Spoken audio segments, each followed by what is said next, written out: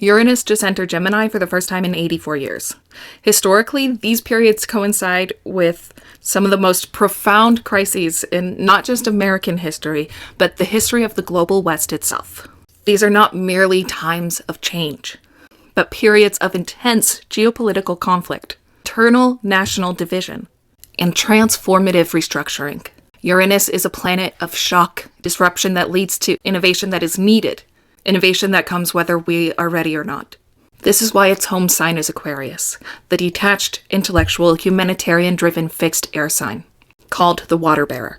No matter where Uranus is, it always brings that disruption that leads to innovation that is needed. Uranus in the mercurial intellectual sign of the mutable air of Gemini are eras where generational archetypes clash, a clash which demands total redefinition of collective identity. The very foundation of the American Republic was forged under this exact cosmic signature. During the American Revolution, this period was defined by a crisis of imperial authority and massive ideological awakening. Historians point to the Committees of Correspondence as an intercolonial informational grid, a pre-industrial communication revolution that rapidly disseminated intelligence and unified desperate colonies under tyrannic rule. This was an era where print culture was actively mobilized to the masses. Thomas Paine's Common Sense sold an astronomical 100,000 copies in a matter of months. Transportation networks, though rudimentary, became vital arteries of a new nation, moving militias and delegates, while the war itself dissolved royal charters and challenged old hierarchies, laying the chaotic but fertile ground for a federal republic, albeit on stolen land on the backs of slaves, but we're going to get to that right now. Fast forward one full Uranus cycle later to the American Civil War, coinciding with the 1858 to 1866 Uranus and Gemini transit. And we see the pattern repeat with industrialized ferocity. This era epitomized technological transformation weaponized by existential national division over the unjust economic model of slavery. The era's transportation and communication revolutions were pivotal. The Union's superior railroad network, boasting 30,000 miles of tracks by 1860, alongside the near real-time command enabled by the telegraph, provided decisive military logistics. Of course, the cost of rebuilding the nation was devastating, with over 600,000 deaths, and the rightful destruction of the Southern economy. Social structure shattered and reformed along sectional lines, leading to the abolition of legal slavery and a violent, contested reconstruction that ultimately forged a more centralized national market and federal government. Of course, this brought in the Jim Crow era, and it still didn't address the fact that this nation was built on stolen land. Foundations of this country, which despite the masses attempting to address over the last, 150 years, are still ruminating, still causing distress and horrors to this day. Foundations of this country which are bound to crack, and they're cracking now. We'll get to that one later. The Uranus and Gemini cycle following the Civil War was 1941 to 1949, the era of World War II and the fallout that came after. Communication and transport transformed entirely through the advent of radio propaganda, radar, mass-produced aircraft, and early precursors to computing, code breaking. Social structures shifted radically as women entered the workforce in unprecedented numbers, and the second migration, which reshaped American demographics. It was a time of total societal mobilization that ended in isolationism, extreme individualism, at the tragic cost of approximately 70 to 85 million deaths. Emerging from this world conflict, America became a global superpower. A new post-war geopolitical order and defense infrastructure out of the ashes of global crisis. A geopolitical order that is now falling apart. Put a pin in that. Even before the United States was a formal concept. Pre-American Revolution Uranus and Gemini cycles echoed those precise themes of frontier upheaval and identity reformation. During the 1690 to 1698 cycle, encompassing King William's War, the colonies faced existential threats from frontier raids and logistical strains, forging a nascent collective identity through survival and shared conflict amid European rivalries. Pushing back even further to the Jamestown era and First Anglo-Powhatan War between 1606 and 1614, we see the absolute rawest version of this energy. These early crises were defined by severe transportation and communication bottlenecks across the Atlantic, culminating in periods of starvation, intense resource competition, and social experimentation that indirectly shaped the future expansionist tensions of America. Expanding our lens beyond the American frontier, we find that this 84-year rhythm has been the heartbeat of global Western systemic collapse and rebirth for millennia. During the 1439 to 1447 and 1523 to 1530 cycles, the world witnessed the ultimate Uranus-Gemini information revolution, the birth of the Gutenberg printing press, and the subsequent Protestant Reformation. The Protestant Reformation wasn't just a religious shift. It was a total breakdown of the Roman Catholic Church's information monopoly. Much like our modern struggle with decentralized truth and Christian nationalism, the mass printing of the German Bible and the radical mobilization of the German Peasants' War proved that when people gain tools of communication, old kings inevitably lose their grip. Even further back, during the 1355 to 1363 cycle, a world reeling from the Black Death used the transit's friction to shatter the feudal system. As labor became scarce, the masses realized their economic leverage, leading to the Statute of Laborers and a violent yet necessary restructuring of the human contract that paved the way for the Renaissance. This Uranus and Gemini cycle's fingerprints are even visible in times of antiquity, where information and transportational shifts acted as pivot points for survival. During the 434 to 441 CE cycle, the rise of Attila the Hun signaled a terrifying new reality for the crumbling Roman Empire. Using Hunnic cavalry, the high-speed transportation technology of the 5th century, Attila forced a series of humiliating treaties that effectively broke the Roman frontier system. This wasn't just a military threat. It was a logistical and financial collapse of the Old World's powers to radically restructure their entire defense infrastructure to survive a threat that moved faster than their information could provide. This mirrored the 266 to 274 CE transit, where the Roman Empire faced another existential fracture, splitting into 3 competing states amid hyperinflation and systemic rot.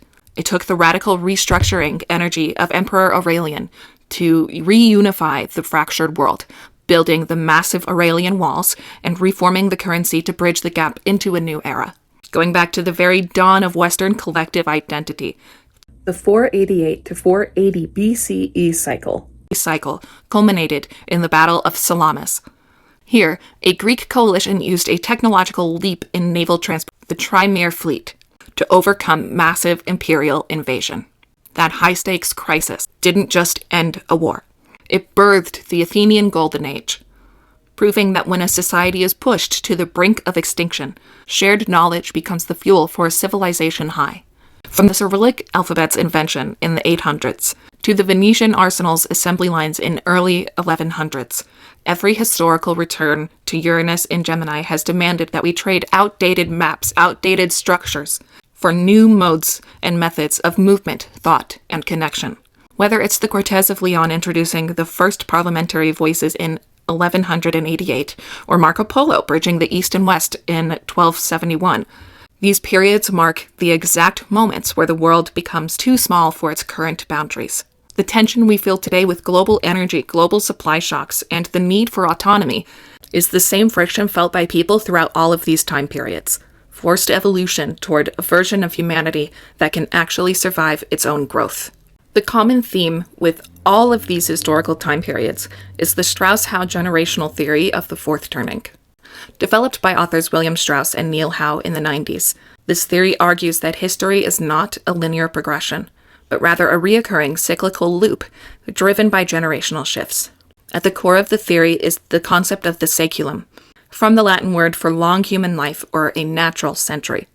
The saeculum lasts roughly 80 to 90 years, which perfectly aligns to a full Uranus cycle. Strauss that a society's mood and institutions go through a complete life cycle through this 80 to 90 year period. As a year has 4 seasons, the saeculum has 4 turnings, each lasting about 20 to 25 years, the length of one phase of life: childhood, young adulthood, midlife, and elderhood. The first turning is called high. This era of Strauss build institutions are incredibly strong and public trust in them is high. Society knows what it wants to achieve and works together to build it. However, this era can come with an air of conformity. Think about that post-World War II reconstruction, World War II being the fourth turning, then post-World War II being the first turning, the new cycle. The second turning is called the awakening. The youth, who have only known the order and, again, conformity of that high, that first turning, begin to chafe and struggle under its strict rules. They launch a cultural and spiritual rebellion against the strong institutions, demanding personal authenticity, self-expression, and individual rights. Think about the consciousness revolution of the 60s and 70s. The third turning is called the unraveling. Institutions that were so strong during the high are now decayed. Individualism hits a peak. People retreat into their own personal lives, enclaves, tribes, and circles.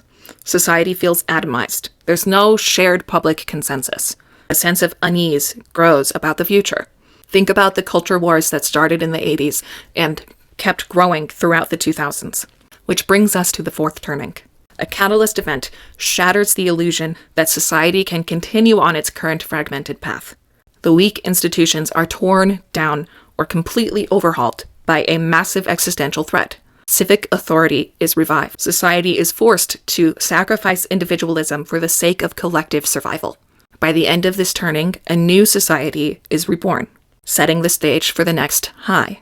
So the last fourth turning, like we talked about, peaked during that World War II era, but it started during the Great Depression in 1929. Keeping in mind that third turning cycle that lasted through the 2000s, our current fourth turning cycle started in 2008 with the global financial crisis. At this moment, in 2008, Uranus was in Pisces, the Neptunian Jupiterian sign of vast oceanic depth, dreams and nightmares. The housing dream violently snapped into a nightmare. The financial disruption was extremely, extremely high. The collapse proved just how deeply interconnected our global economy is, and specifically how interconnected the global economy is to unequitable Wall Street institutions. The immediate aftermath of the beginning of that 2008 financial crisis saw a struggle for empathy from systems, from the structures of our society. Governments mobilized massive collective resources to save the system and bail out Wall Street. Rather than directing more compassion towards the everyday people, this period marked the end of post-Cold War optimism. It also birthed a collective desire for a new vision, heavily relying on themes of hope and collective change. Think of the Obama era. In 2011, Uranus moved into the fiery sign of Aries. The Arab Spring, peaking in 2011, saw citizens courageously pioneering revolutions to topple long-standing dictatorships. In the West, Occupy Wall Street and the Tea Party movement demonstrated aggressive grassroots pushback against the establishment. We also saw the pioneering of the gig economy at this time. Companies like Uber and Airbnb, as well as, again, the gig economy in general, turned workers into independent pioneering contractors, championing individual hustle but stripping away collective safety nets. By the end of Uranus in Aries, Western politics experienced a massive shock of nationalism and individualism. The Brexit vote and the election of Donald Trump in 2016 were both driven by fiercely individualistic, me-first conservative political ethos, severely disrupting international alliances. In 2018, Uranus ingressed into Taurus, the fixed earth sign of sensuality, practicality, reliability, finances. In 2020, we saw a massive resurgence of the Black Lives Matter movement, which started in 2013, with the understanding that individual identity shapes collective identity, the understanding that we are not free until we're all free, beginning to take form. The COVID pandemic also started in 2020, bringing a massive shock to physical health, to practical routines. It disrupted global supply chains and fundamentally altered not just how humans work, but how we view our work, how we consider work in our lives, and how we interact with the physical world. In the years following, we saw the chaotic rise of cryptocurrencies, and we've seen inflation continue to rise to an unlivable degree. And here we are now, with the end of Uranus and Taurus bringing massive awakenings to American people through the interconnectivity and globalization of social networks. We've had more and more people here in America realizing how hard life is for all of us and how life does not have to be this hard for us. Most people have to work more than one job to make it by. Most people don't have a savings account. Most people cannot afford to live on their own. Most people can barely afford to pay their bills. Meanwhile, billionaires are becoming richer than they have ever been. Late-stage capitalism contradictions are higher than ever and will continue to peak until addressed. Uranus will be in Gemini till 2033. For 6 of those 7 years, Uranus will be a part of an era-defining minor triangle with the other outer planets, with Uranus in Gemini trining Pluto in Aquarius, and both Uranus and Pluto sextile Neptune in Aries. Both sextiles and trines are very, very harmonious and flowing. Sextiles have just the tiniest bit more tension, which is what makes a minor triangle so highly energetic, so powerful, because there's just enough tension to bring all of these energies towards extreme manifestation. This minor triangle is going to channel the systemic shock of Uranus, as well as the transformation of Pluto, through visionary boundary-dissolving flow of Neptune. It's going to accelerate the end of old materialistic empires and force a complete societal transformation. Astrologically, the last time we saw this alignment with the precise degrees in which we are experiencing now was in 306 AD. Looser versions of this transit occurred in the 1940s, 1110 AD, and 560 AD. In 306 AD, the Roman Empire was on the brink of civil war. It was a time of intense power struggles, tax revolts, and military proclamations, leading to Constantine seizing power through military-backed authoritarianism, paired with an ideological pivot by tolerating Christianity. In 560 AD, the Justinian Byzantine Empire, which was built upon highly centralized authoritarianism, was pushed to the absolute brink through massive building projects and endless wars. Then the plague of Justinian hit. All of this resulted in food shortages, tax hikes, wage inflation, and the breakdown of law and order. In 1110 AD, we saw more power struggles, religious wars with the Crusades. Rulers across the globe, from the Holy Roman Empire to Spain and South India, were ruthlessly consolidating power. Simultaneously, trade, scholarship, and epic poetry were flourishing in pockets. Of course, we have covered the 1940s in this video. We talked about World War II and the following fallout, which shaped the global world order that is falling apart today. The Middle Eastern crisis, which has been rising since Bush was in office. The creation and acceleration of the BRICS group and the nations of the BRICS group pushing for de-dollarization of the world, both of which are peaking today and are bound to push us into a completely new world order which is shaping right now. All due to the fascism and authoritarianism of the United States. Understanding these historical rhythms is not meant to evoke fear. It's meant to do the opposite. It's meant to help us ground in the reality that this is not the beginning of the fourth turn. This is the beginning of the climax. The inevitable climax, which will push towards the inevitable end of the fourth turning and the inevitable rebirth beginning of a new first turning, a new high. It's meant to ground us in the profound purpose of the times which we are living in. The geopolitical and domestic tensions of today are part of a long, deeply woven historical cycle of systemic stress and eventual renewal that spans centuries of human struggle. Just as our ancestors navigated similar times of transformation and change, we too are being asked to adapt, to innovate, to open our mind, and to redefine collective identity.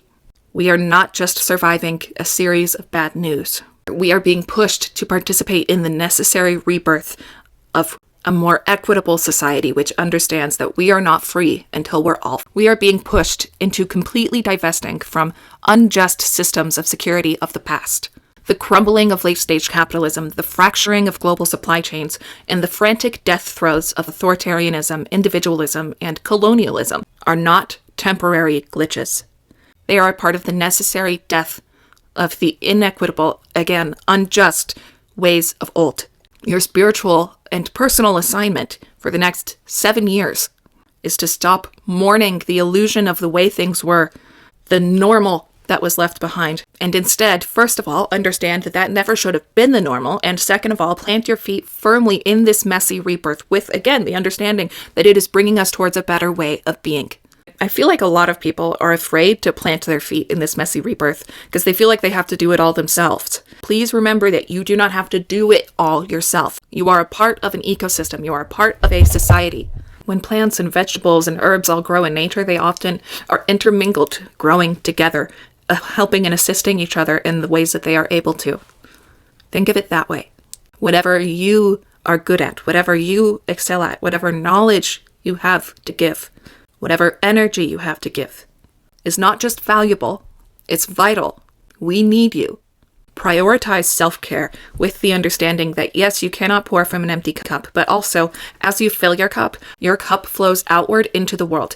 Just as you should be conscious of the filling of your cup, you should also be conscious of where your energy is overflowing.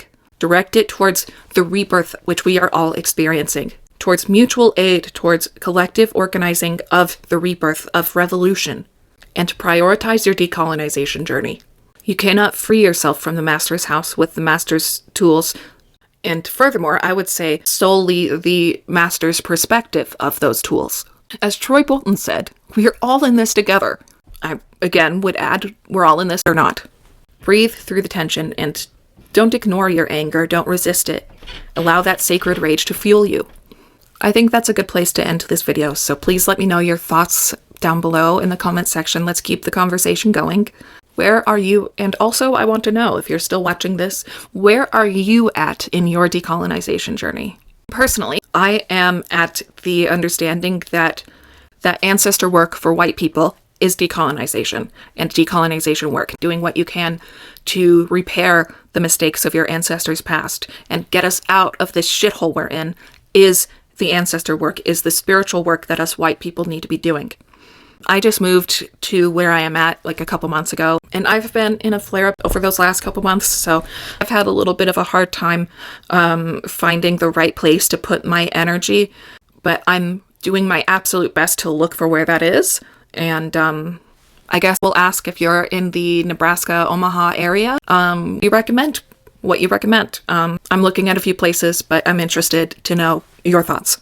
If you'd like to dive deeper into astrology or book with me, my link is in my bio. While you are there, please look at the action items, take your pick, do something.